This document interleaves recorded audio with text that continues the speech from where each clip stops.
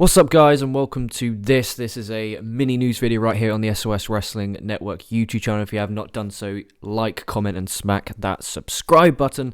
I'm LK, going to be breaking down the two big match cards that have been announced by New Japan Pro Wrestling this morning. There will be the Castle Attack doubleheader, two big shows coming up on February the 27th and February the 28th. Also, the full cards have been announced on the whole Road to tour. And just to let you guys know, here on the channel, we review every single New Japan Pro Wrestling show that airs in their entirety. So we'll be covering every single Road to show, that being myself and Dion.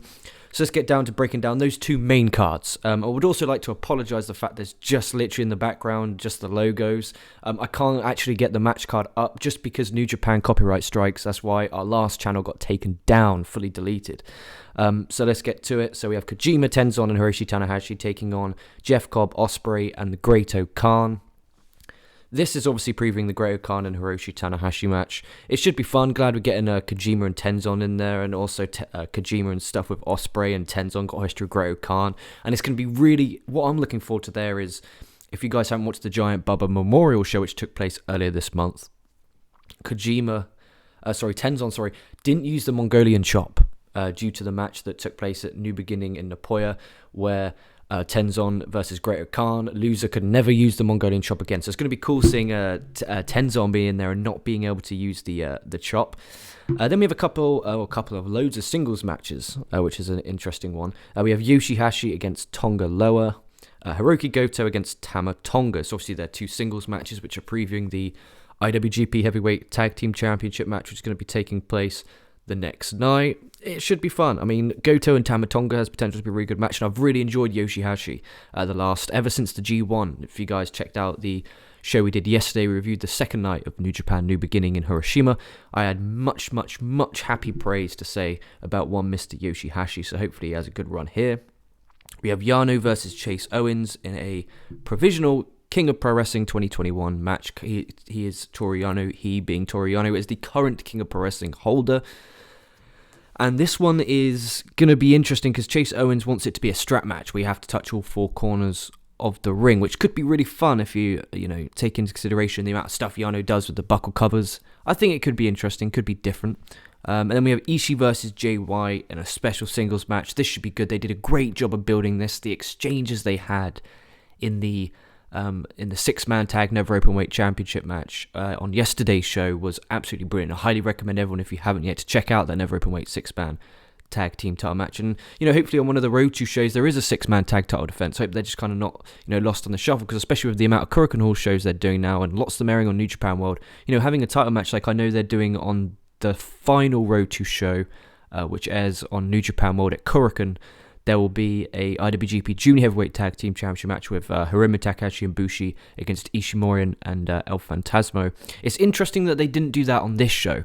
Now, I was expecting, night one to be the junior tag and then night two to be the junior, but they didn't do it that way.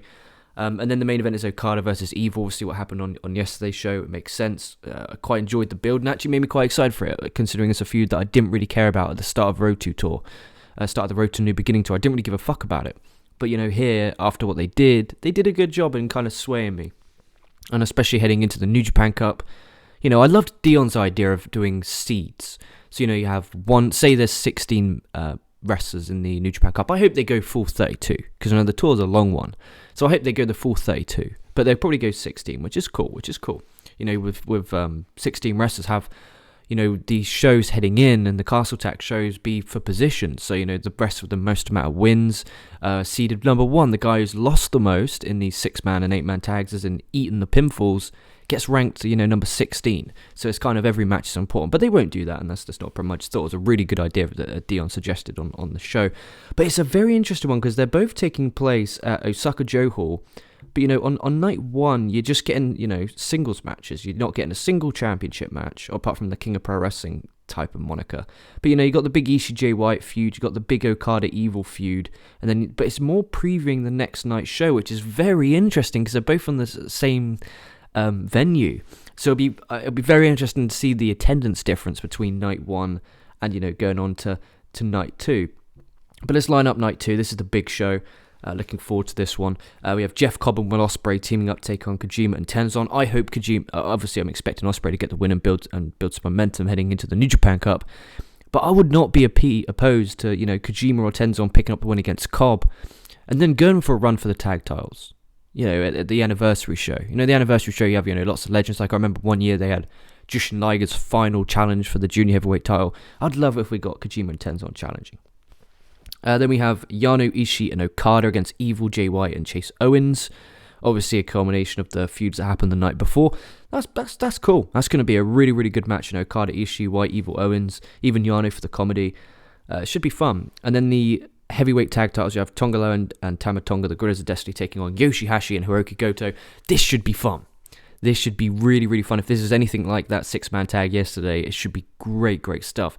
Yoshihashi just being that ultimate underdog, and his story of he's the current never openweight 6-man tag champ. But imagine Hoshi finally winning an iWGP gold. I think that would be absolutely brilliant. So I'll be rooting for Mr. Hashi and Mr. Goto to win those ones. And then we have the never openweight title match of Hiroshi Tanahashi against Great O'Khan. It'll be very interesting to see what they do here, because can Great O'Khan afford to have a loss? Is the big one. It really, really is, because he lost at Wrestle Kingdom. He beat Tenzon in New Beginning in Nagoya, so he had a right to challenge. He did beat a former IWGP heavyweight champion, so it makes sense. But Tanahashi's just won the belt. So it's kind of like, what are they going to do? What are they going to do? But either way, I think the match, I hope, is better than their Wrestle Kingdom match, because I, for one, did not really enjoy that Wrestle Kingdom match. But just touch wood, this is a bit better, and I hope they do a good job of building up.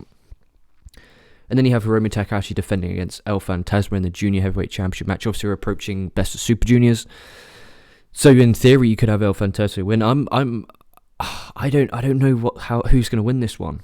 I really don't, and it's kind of, I'm going to watch the build with Dion and review every show, and then when we get to our preview and prediction show fully, I'm then going to give my pick, because I just don't know who's going to win that one, and that's a really one I'm really looking forward to.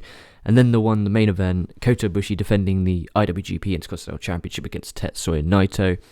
Lots of people complaining about it being, Naito's disrespecting the heavyweight gold. Not the case. Not the case at all. Far from it. But either way, I'm looking forward to it. I'm hoping it's a good show. 2 shows here, and I'm looking forward to Naito fighting for that, keep that IC title alive. I really like the storyline that they're doing.